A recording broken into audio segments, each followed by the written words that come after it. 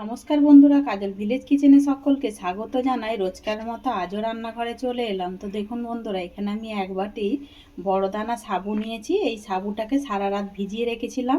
ভেজানোটা ঠিক এরকমই হবে। দেখুন কতটা সুন্দর নরম। এরকমই ভিজিয়ে নিতে হবে, যেন একদম এরকম হাতের সঙ্গে এরকম মানে ডললে পরেই যেন গুঁড়ো হয়ে যায়।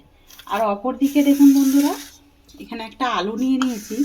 এই আলু দিয়ে আজকে সাবু আর আলু দিয়েই আজকে আমি পাঁপড় রেডি করে দেখাবো। খুব সহজেই দেখবেন বাড়িতে সবাই কিন্তু তৈরি করতে পারবেন। আর আলুর খোলাটাকে আমি ভালো করে ছাড়িয়ে নিয়ে আমি জলের মধ্যে চুবিয়ে রেখেছি, কারণ এটাকে নালে কালো পড়ে যাবে। এবারে আমি আলুটাকে টুকরো টুকরো করে কেটে নেব। আলুটাকে বেশ ভালো করে কেটে আমি 2 থেকে 3 বার জলের মধ্যে ধুয়ে নিয়েছি। এবারে আমি এই সাবুটাকে, বন্ধুরা একটা কথাই মাথায় রাখবেন, পাঁপড় একদম ঠিকঠাক হবে। একদম পাঁপড় যদি মানে ঠিকঠাক করতে চান যাতে না ফাটা ধরে, তো তার জন্যে যতটা পরিমাণ মানে এরকম একটা বাটির মাপ নিয়ে নেবে। এই বাটিতে দেখুন আমি 1 বাটি যেহেতু সাবুদানা নিয়েছি, 1 বাটিই আলু নেব। আর তারপরে জলের মাপটা আমি দেখাচ্ছি কিভাবে করতে হবে। তো দেখুন বন্ধুরা, আমি এর মধ্যে দিয়ে দিলাম, আর এই বাটির 1 বাটি জল আমি মাপ করে নিয়ে নেব। তো দেখুন 1 বাটি জল নিয়ে নিয়েছি। এই জলটা এবারে আমি আর্ধেক মানে আধ বাটি জল আমি এর মধ্যে দিয়ে দেবো, আর আধ বাটিটা আমি এই আলুর মধ্যে দিয়ে আমি মিক্সিতে দিয়ে পেস্ট করে নেব। তো বন্ধুরা, সব আলুটা নাও লাগতে পারে, কারণ কি বলুন তো, 1 বাটি আমি আলু নেব, যেহেতু একটা কেটেছি কম বেশি হতেই পারে, আমি মাপ মতোই নেব। তো আমি এটা মিক্সিতে ভালো করে পেস্ট করে নিয়ে বেটে নিয়ে ফিরে আসছি। তো দেখুন বন্ধুরা, মিক্সিতে দিয়ে খুব ভালো করে আমি এটাকে বেটে নিলাম। তো এটাকে এবারে একটা পাত্রের মধ্যে ঢেলে নেব। দেখুন, তো দেখুন বন্ধুরা, আমি আবারও যে আলুটা কেটে রেখেছিলাম, এটা কিন্তু পুরোটাই 1 বাটি হয়েছে। এই আলুটাকেও আমি দিয়ে দেব। এবারে এই আলুর মধ্যে যে জলটা রেখেছিলাম, হাফ বাটি জল, এই হাফ বাটি জল আমি দিয়ে দেব। দিয়ে আমি আলুটাকেও খুব ভালো করে মিক্সিতে দিয়ে আমি ভালো করে বেটে নেব। তো দেখুন বন্ধুরা, আলুটাকেও বেশ ভালো করে মিক্সিতে দিয়ে বেটে নিলাম। এবারে আলুটাকে আমি এরকম একটা ছাঁকনির সাহায্যে ছেঁকে নেব, যাতে করে আলুর মধ্যে কিন্তু ডালা ডালা ভাব থাকতে পারে, সেটা কিন্তু খুব সহজেই বেরিয়ে যাবে। ওইটাকে আমি আবারও মিক্সিতে দিয়ে ভালো করে পেস্ট করে নেব। তো দেখুন এইভাবে আমি ঘুরিয়ে ঘুরিয়ে ভালো করে। তো দেখুন বন্ধুরা, খুব বেশি বেরোয়নি, এটা অল্প একটু জল দিয়ে মিক্সিতে দিয়ে বেটে নিয়ে আমি ফিরে আসছি। তো বেশ সবটাই মিক্সির মধ্যে দিয়ে আমি ভালো করে এটাকে ফেটে নিলাম। দেখুন সমস্ত উপকরণগুলোকে একসঙ্গে মিশিয়ে নেব। এবারে বন্ধুরা, আমি এর মধ্যে 1 বাটি জল আগেই ব্যবহার করেছিলাম, এর মধ্যে এবারে আমি আরও 4 বাটি জল দিয়ে দেব। মোট 5 বাটি জল এর মধ্যে দিতে হবে। দেখুন 1 বাটি দিয়ে দিলাম, 2 বাটি দিয়ে দিলাম, 3 বাটি, 4 বাটি জল দিয়ে দিলাম।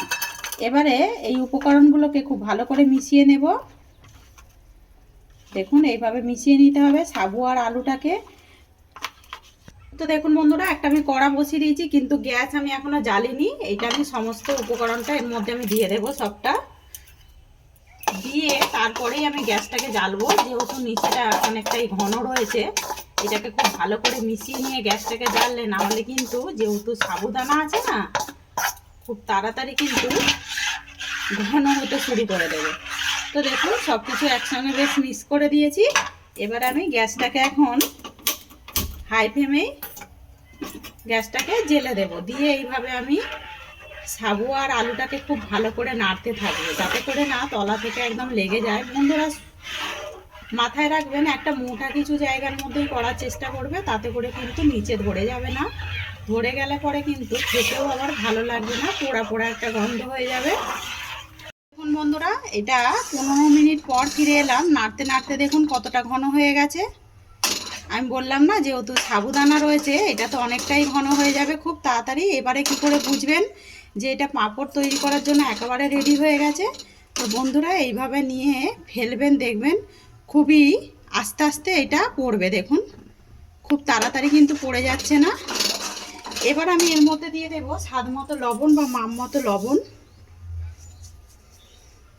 তো আমি লবণটা দিয়ে দিলাম, দিয়ে আমি খুব ভালো করে মিশিয়ে নেব। তো আমি আরও একটা দেখিয়ে দিচ্ছি যে কিভাবে বুঝতে পারবেন। আমি আরও একবার দেখিয়ে দেব যে পাঁপড় একেবারে তৈরি করার জন্য রেডি। এটা কিন্তু লো টু মিডিয়ামে প্রথমে একটু হাই ফ্লেমে দিয়ে তারপর লো টু মিডিয়ামে এইভাবে নাড়াচাড়া করতে হবে। এবারে দেখুন বন্ধুরা আমি নিয়ে নিচ্ছি, তো এটা সবটাই ফেলে দিলাম। এবার আমি দাগ কেটে দেখাবো।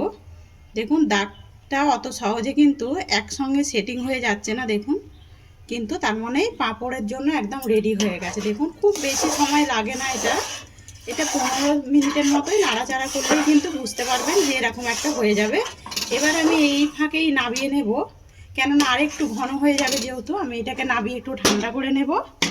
দেখুন বন্ধুরা বেশ কিন্তু অনেকটাই ঠান্ডা হয়ে গেছে, এখনও ভালো কিন্তু গরম রয়েছে, এখনও কিন্তু দেওয়া যাবে না, দেখতেই পাচ্ছ ভাপ উঠছে। এখানে আমি গোটা জিরে নিয়েছি, এটা কিন্তু খুব সুন্দর একটা টেস্ট হবে, আপনারা চাইলে জোয়ানও দিতে পারেন। আমি এখানে গোটা জিরে দিয়ে দিলাম, আর চাইলে ধনে পাতাও দিতে পারেন, তাতে করেও বেশ দেখতে কিন্তু সুন্দর লাগবে। দিয়ে খুব সমস্ত উপকরণগুলোকে মিশিয়ে দিলাম। তো বন্ধুরা দেখুন আমি আরও একটা দেখিয়ে দিচ্ছি কিভাবে বুঝতে পারবেন। বললাম না যে পাঁপড় বুঝতে পারার আমি 2-3 রকমের উপায় বলে দেব। তো দেখুন হাতা থেকে দেখুন কতটা ঘনত্বভাবে পড়ছে, আর যেখানটা পড়ছে লক্ষ্য রাখুন খুব সহজেই কিন্তু মিশিয়ে যাচ্ছে না দেখুন, আর খুব আস্তে আস্তে করে কিন্তু পাঁপড়ের ব্যাটারটা কিন্তু পড়ছে, দেখুন খুব ঘন হয়ে গেছে। এবারে আর একটু ঠান্ডা করে নেব, তারপর ফিরে আসছি কিভাবে দিতে হবে, কদিন রাখতে হবে, কিভাবে করবে সেটা কিন্তু সবটাই বলে দেব। তো দেখুন বন্ধুরা এখানে আমি ছাদে চলে এসেছি, একটা প্লাস্টিক পেতে দিয়েছি। আপনারা চাইলে যে চালের বস্তা হয় না, ওই চালের বস্তাও পেতে কিন্তু ওর মধ্যেও দিতে পারেন, একটু কেটে নেবেন। এবার আমি এর মধ্যে তেল ব্রাশ করে দেবো একটু, যাতে সহজে পাঁপড়গুলো উঠে আসে। তো এখানে সাদা তেল নিয়ে এসেছি বন্ধুরা। আর যদি রোদে দেন, প্রচুর কিন্তু রোদ উঠেছে, এটা আমার বিকালের মধ্যে কিন্তু পাঁপড়গুলো বেশ ভালো করে শুকিয়ে যাবে। আর যদি আপনারা ফ্যানের হাওয়ায় দিতে চান তাহলে কিন্তু 2 দিনে শুকনো করে নিতে হবে খুব ভালো করে। তো দেখুন আমার কিন্তু যা রোদ রয়েছে, আজকেই কিন্তু পাঁপড়গুলো বেশ ভালোভাবে কিন্তু একদম মানে শুকনো হয়ে যাবে। তো দেখুন আমি একটু তেল ব্রাশ করে দিলাম। এবারে যে ব্যাটারটা নিয়েছি না, এই ব্যাটারটাকে নিয়ে আমি অল্প করে নেব, মানে এরকম হাতায় করে নেব, ঠিক এক জায়গায় এরকম করে দেব দেখুন। এবারে দিয়ে এইটাকে আমি এইভাবে একটু ঘুরিয়ে দেব। দেখুন কতটা সহজে কিন্তু পাঁপড়গুলো হয়ে যাচ্ছে দেখুন, এই দেখুন দেখুন পাঁপড়টা কিন্তু বেশ মানে ব্যাটারটা কিন্তু বেশ ঠান্ডা হয়ে গেছে দেখুন। এইভাবে ঘুরিয়ে ঘুরিয়ে আমি সবগুলোই এইভাবে দিতে থাকবো। দেখুন কিভাবে দিয়ে দিচ্ছি, এক এক জায়গায় ফেলবেন এইভাবে দেখুন। ফেলার পরে এইভাবে একটু হাতাটা দিয়ে জাস্ট ঘুরিয়ে দিলেই কিন্তু পাঁপড়গুলো একেবারে সেট হয়ে যাবে দেখুন। আপনারা যেরকম মাপের করতে চান সেরকমই করতে পারেন, আমি এই সাইজেরই করব, তাই আমি এই মাপেরই পাঁপড়গুলোকে ভালো করে এইভাবে পেতে দেব। তো চলুন তাহলে সবগুলোই পেতে দিয়ে ফিরে আসছি। তোরা সব পাঁপড়গুলোই কিন্তু আমি রোদের মধ্যে শুকনো হতে দিয়ে দিয়েছি। তো ভালো করে শুকনো করে নিয়ে আমি ফিরে আসছি। তো যা রোদ উঠেছে কিন্তু এটা বিকালের মধ্যেই শুকনো হয়ে যাবে দেখুন, এখন থেকেই ছাড়তে শুরু করেছে, সাইডগুলো কীরকমভাবে ছেড়ে যাচ্ছে দেখুন বন্ধুরা। এক বাটি সাবু আর একটা আলু দিয়ে দেখুন কত সহজে বাড়িতে কিন্তু পাঁপড় রেডি হয়ে গেল, কোনো বাজার থেকে কিনে আনা ঝামেলা ছাড়াই। তো বন্ধুরা দেখুন আর কতটা মানে দেখুন শক্তভাবে মানে খাস্তা হয়েছে দেখুন। তে চলুন তাহলে ভেজে দেখা যাক। দেখুন অপর দিকে তেল গরম হতে বসিয়ে দিয়েছি। তো বন্ধুরা এটা কিন্তু চা বা কফির সঙ্গে যেরকম ভালো লাগবে, তেমন কিন্তু সন্ধ্যাবেলায় একদম চটজলদি যে মুখরোচক একটু খাবার যে মানে খেতে ইচ্ছা করলে চটপটা এরকম কিন্তু খেতে পারো খুব সহজেই। দেখুন পাঁপড়গুলো কতটা বড় হয়ে যাচ্ছে খুব সহজেই। আর বন্ধুরা এইটা কিন্তু আলু আর যেহেতু সাবু আছে না, এটা কিন্তু তোমরা উপোসের দিনেও এরকম পাঁপড় কিন্তু খেতে পারো।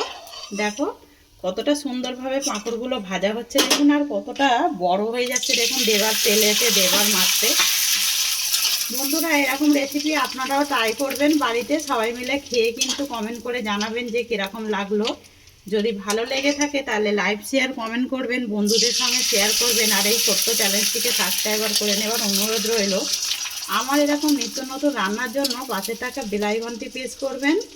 তো সবাই ভালো থাকবেন, সুস্থ থাকবেন, ধন্যবাদ। আমরা চায়ের সাথে এখন সন্ধ্যাবেলায় খাওয়া হবে।